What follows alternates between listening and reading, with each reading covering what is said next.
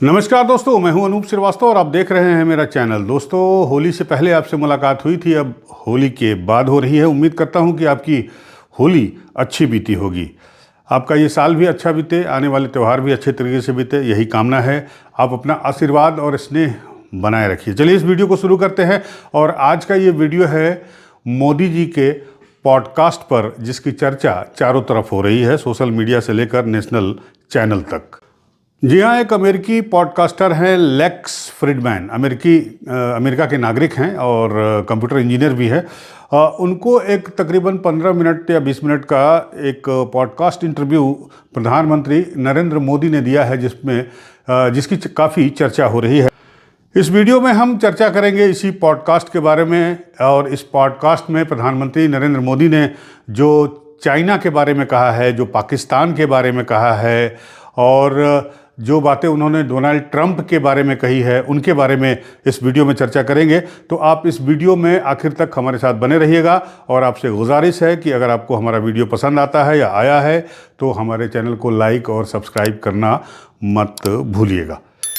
जी हाँ, तो बात शुरू करते हैं ये इस पॉडकास्ट को लेकर, जिसमें सबसे बड़ी बात जो प्रधानमंत्री ने कही वो ये कही कि भारत ने बहुत कोशिश की कि पाकिस्तान के साथ जो संबंध हैं भारत पाकिस्तान के, उनको सामान्य परिस्थितियों की तरफ ले जाया जाए।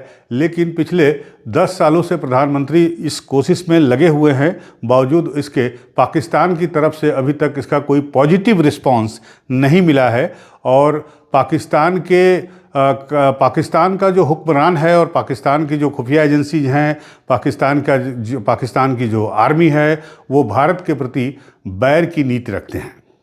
और यही कारण है कि भारत और पाकिस्तान के रिश्ते सामान्य नहीं हो पा रहे हैं। अब आप सोचिए कि पाकिस्तान में भी स्थिति, एक बलूचिस्तान प्रांत है, वहाँ पर क्या हुआ। आपने देखा होगा कि किस तरह से एक पूरी की पूरी ट्रेन को हाईजैक कर लिया गया। उस ट्रेन को हाईजैक कर लिया गया। उसके बाद उस ट्रेन में सवार यात्रियों को छुड़ाने के लिए पाकिस्तानी आर्मी को जाना पड़ा। उस हमले में, बंधकों को छुड़ाने में बताया जाता है कि पाकिस्तानी आर्मी के 81 जवान जो है वो मारे गए और कुछ बंधकों की भी मृत्यु हुई। लेकिन कुल मिलाकर ये स्थिति जो है कहीं से भी अच्छी नहीं कही जा सकती है। इसके अलावा आपको ये भी पता है कि पाकिस्तान में किस तरह से महंगाई का आलम है। एक एग्जाम्पल आपको बता रहा हूं कि हमारे यहाँ जो मारुति की वैगन आर गाड़ी है, वो वैगन आर गाड़ी हमारे यहाँ आपको 5 लाख रुपए तक में मिल जाएगी।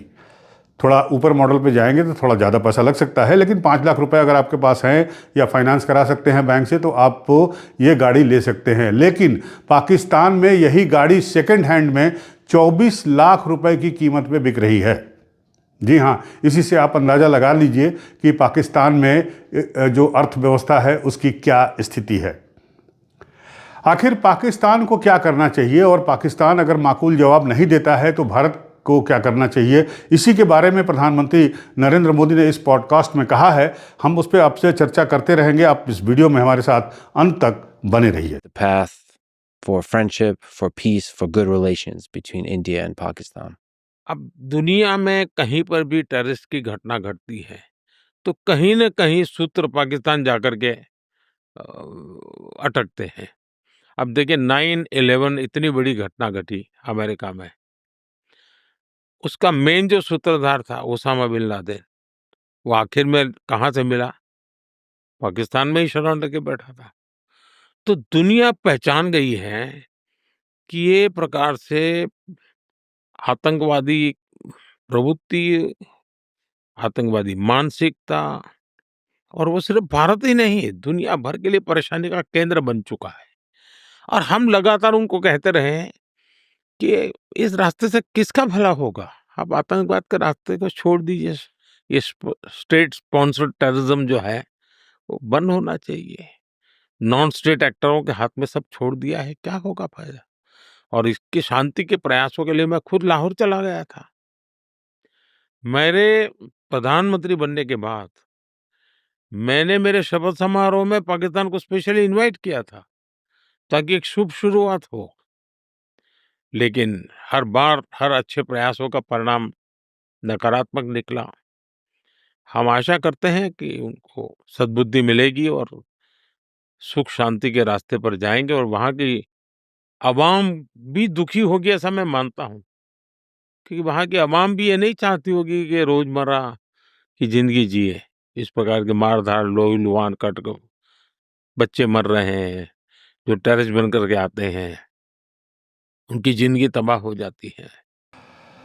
अब आपको तो पता ही होगा कि कल ही जो है एक आतंकवादी जो लश्कर तोयबा का आतंकवादी था, हाफिज़ सईद का बताया जा रहा है कि दाहिना हाथ था। और कहीं कहीं ये भी बात आ रही है कि अबू कताल जो मारा गया है लश्कर का आतंकवादी, वो हाफिज़ सईद का भतीजा भी था। अभी एक दिन पहले उसकी एक हमले में मौत हो गई, जिसमें अज्ञात बंदूकधारियों ने उस पर ताबड़तोड़ गोलियां बरसाई और जब वो अस्पताल ले जाया गया तो उसे डॉक्टरों ने ब्रॉड डेड करार दिया। अब मैंने एक चैनल पे देखा कि इस पर बहस हो रही थी, बलूचिस्तान को लेकर बहस हो रही थी, तो पाकिस्तान के जो राजनीतिक टीकाकार थे उनका भी ये कहना था कि भारत जो है इन आतंकवादियों को पनाह दे रहा है, उनको पैसे दे रहा है, सपोर्ट कर रहा है।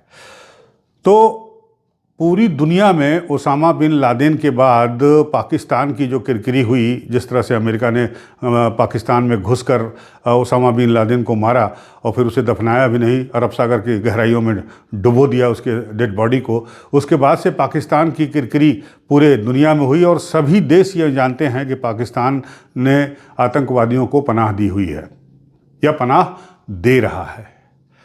पाकिस्तान अपनी इन हरकतों से बाज नहीं आता और अपने किए हुए बातों को वो भारत पर थोपने की कोशिश कर रहा है। प्रधानमंत्री ने इसी बात का जवाब दिया है कि जब तक जो पाकिस्तान की वो है, सरकार है और आर्मी है, उसको ये सद्बुद्धि नहीं आती है भारत के साथ राजनयिक रिश्तों को बहाल करने के लिए, द्विपक्षीय व्यापार को बहाल करने के लिए, बावजूद कि हालात जितने ख़राब हैं पाकिस्तान में, बाकी महंगाई की तो बात छोड़ दीजिए, आटा, तेल, चावल, दाल की जो बात है वो तो आपको पता ही है, तो उसके बाद भी, इतना सब कुछ करने के बाद भी पाकिस्तान जिस हालत में पहुंच गया है, वो पाकिस्तान जो आज से 10 साल पहले हर बात में भारत से कंपटीशन करता था, हर बात में उससे आगे रहने की कोशिश करता था, अब वो मीलों पीछे छूट गया है।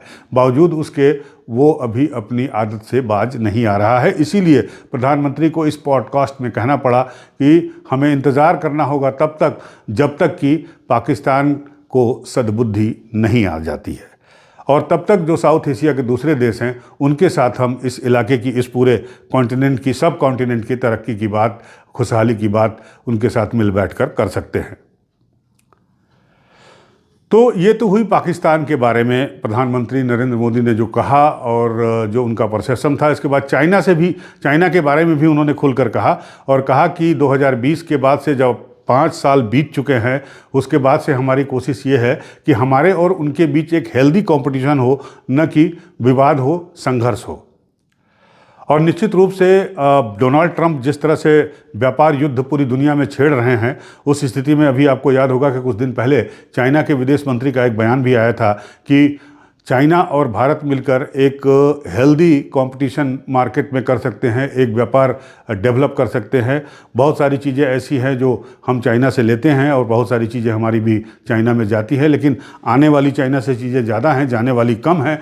तो इस स्थिति में अगर दोनों मिलकर एक साथ काम करें तो एक बेहतर भविष्य की तरफ दोनों देश जा सकते हैं, अगर व्यापारिक दृष्टिकोण की बात करें तो निश्चित रूप से प्रधानमंत्री ने यह भी साफ कर दिया कि जून 2020 में गलवान में जो हुआ उसकी अब पुनरावृत्ति नहीं होने जा रही है और दोनों देश मिल बैठकर किसी भी मुद्दे का जो है वो समाधान बातचीत के जरिए निकालने की कोशिश करेंगे। अब इस अमेरिका से आए थे साहब, तो उन्होंने डोनाल्ड ट्रंप से भी पूछा, तो भारत के प्रधानमंत्री ने कहा, नरेंद्र मोदी ने, कि ट्रंप ने खुद ही ये स्वीकार किया है कि नरेंद्र मोदी एक टफ नेगोशिएटर हैं, लिहाजा उनसे बातचीत करना बड़ा आनंददायक होता है। और ये जो टैरिफ वार चल रहा है अमेरिका का सारे देशों से, इसमें भारत भी शामिल है। ट्रंप का कहना है कि भारत बहुत सारी चीज़ें ऐसी हैं जिन पर 100% या 150% का टैरिफ लगाता है, जैसे अमेरिकन दारू या अमेरिकन शराब, अमेरिकन वाइन की अगर बात कर लें तो उस पर जो है टैरिफ काफ़ी ज़्यादा है। हालांकि भारत ने कुछ टैरिफ घटाया भी है, 50% के आसपास टैरिफ को कम किया है, लेकिन उम्मीद ये की जा रही है कि जिस तरह से ग्रोक को लेकर जो है बातचीत हो रही है। ग्रोक जो एआई है, एक्स का जो ट्विटर का हैंडल है, एक्स एलन मस्क का, और जिस तरह से उस पर प्रधानमंत्री के बारे में सवालात पूछे जा रहे हैं और उसमें जो सवालात आ रहे हैं, तो उस स्थिति में जो है ये भी एक अंदाज़ा लगाया जा रहा है या आकलन किया जा रहा है कि क्या एलन मस्क की स्टारलिंक कंपनी को जो है वो परमिशन यहाँ पर मिलेगी नहीं मिलेगी, बावजूद इसके कि ऑलरेडी दोनों जो जायंट हैं भारत की जो टेलीकम्युनिकेशन कंपनी की, चाहे वो जियो हो चाहे वो एयरटेल है, उनका जो है स्टारलिंक से टाई अप या समझौता हो चुका है। तो ग्रॉक को लेकर काफ़ी चर्चा है, ठीक उसी तरह से जिस तरह से इस पॉडकास्ट को लेकर चर्चा है। लेकिन मैं एक ये बात कहना चाहूँगा कि ना तो एलन मस्क हमारा जो है भविष्य तय कर सकते हैं और ना ही ग्रॉक जो है वो हमारा इतिहास बता सकता है। इतिहास जानने के लिए या हमारा भविष्य जानने के लिए, भविष्य के लिए हमें मेहनत करनी होगी, जैसा कि नरेंद्र मोदी, प्रधानमंत्री मोदी कहते हैं। उन्होंने ट्रंप के बारे में बातचीत करते हुए ये बात कही भी कि ट्रंप हमेशा अपने देश के बारे में सोचते हैं, अमेरिका के बारे में सोचते हैं, ठीक उसी तरह से जैसे मैं हमेशा भारत के बारे में सोचते हैं। तो भारत का जो भविष्य बनाएगा वो एलन मस्क नहीं बनाएंगे, भारत का भविष्य भारत की जनता बनाएगी। रहा सवाल स्टारलिंक के इंटरनेट का, तो मुझे लगता है कि इसमें कोई बुराई नहीं है कि अगर स्टारलिंक इंडिया में आता है और अपनी उपग्रह से, सैटेलाइट से इंटरनेट सेवा देता है, और वो काफ़ी फ़ायदेमंद होगा उन इलाकों के लिए जहां पर अभी इंटरनेट की सेवाएं उपलब्ध नहीं हैं या सीमित हैं, जैसे पहाड़ी इलाके हैं, जंगल है, दूर दराज का इलाका है, बॉर्डर एरिया है। तो वहाँ पर इसको लेकर काफ़ी जो है सुविधाएं बढ़ सकती हैं, ऑनलाइन एजुकेशन बढ़ सकता है, ऑनलाइन बिजनेस बढ़ सकता है, बहुत सारी फ़ायदाएं होंगे। और ऐसा नहीं है कि भारत जो है इकलौता देश है जो उपग्रह से सैटेलाइट लेगा। जहाँ तक मेरी जानकारी है, करीब करीब 138 देश जो है एलन मस्क की स्टारलिंक कंपनी की इस सुविधा का फ़ायदा उठा रहे हैं। तो अगर हम भी हम भी उठाएं तो क्या गलत है इसमें? और क्या हमें अंबानी ग्रुप और अडानी ग्रुप पे भरोसा नहीं है? क्या हमें एयरटेल के मित्तल ग्रुप पे भरोसा नहीं है? भारतीय ग्रुप पे भरोसा नहीं है? निश्चित रूप से ये लोग भारतीय हैं। जाहिर सी बात है कि इनका समझौता हुआ ज़रूर है एलन मस्क की कंपनी के साथ, लेकिन इनके लिए भारतीय जो हित है, इंडियन इंटरेस्ट है, वो सबसे पहले होगा। मुझे नहीं लगता कि स्टारलिंक के आ जाने से, उपग्रह के द्वारा इंटरनेट प्रोवाइड करने से भारत की राष्ट्रीय सुरक्षा को कोई खतरा पैदा हो सकता है।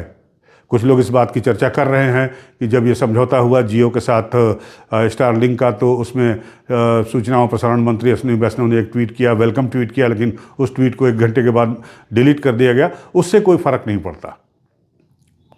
मुझे नहीं लगता कि भारत सरकार या अंबानी या अडानी या मित्तल भारतीय इंटरेस्ट के साथ कोई समझौता करेंगे एलन मस्क के फ़ायदों के शर्तों पर। मुझे तो ऐसा कतई नहीं लगता। तो मुझे नहीं लगता कि एलन मस्क जो है भारत का भविष्य लिखने जा रहे हैं टेक्नोलॉजी की क्षेत्र में या इंटरनेट के क्षेत्र में।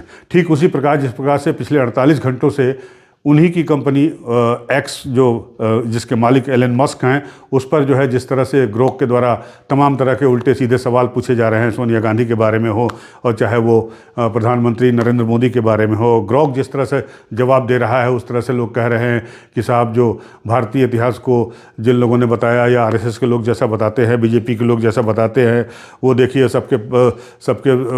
सबका खुलासा हो गया, ये सही है वो सही है। ग्रोक एक एआई है और ग्रोक हमारा इतिहास नहीं बता सकता, या हमारे इतिहास के बारे में उसे जो फीड किया गया है वही बता रहा है। हमारा इतिहास है। हमारा इतिहास ये है कि नाथूराम गोडसे ने महात्मा गांधी को मारा, ये सच है। तो क्या हम इस परसेप्शन को बदल देंगे किसी के कहने से कि नहीं, नाथूराम गोडसे एक ईमानदार आदमी था, एक देशभक्त था? ऐसा कतई नहीं हो सकता। चाहे वो कोई भी हमें कितना भी बरगलाए, हम हमारे इतिहास को अपने तर्कों की कसौटी पे कस कर देखते हैं। किसी एआई टूल की वजह से या कुछ चंद लोगों के जो है बयानबाजियों से इतिहास के प्रति जो हमारा दृष्टिकोण है, हम भारतीयों का जो दृष्टिकोण है, वो नहीं बदल सकता। मुझे लगता है कि आप मेरी बात से सहमत ज़रूर होंगे। अगर आपको हमारी ये बात पसंद आई हो तो कमेंट करके ज़रूर बताइएगा कि क्या एलन मस्क जो है भारत का भविष्य तय करेंगे टेक्नोलॉजी के क्षेत्र में, इंटरनेट के क्षेत्र में, और क्या ग्रोक जो है हमारे भारतीय इतिहास के बारे में जो हमने अभी तक पढ़ा है, लिखा है, सुना है, उसको बदलने का काम कर देगा।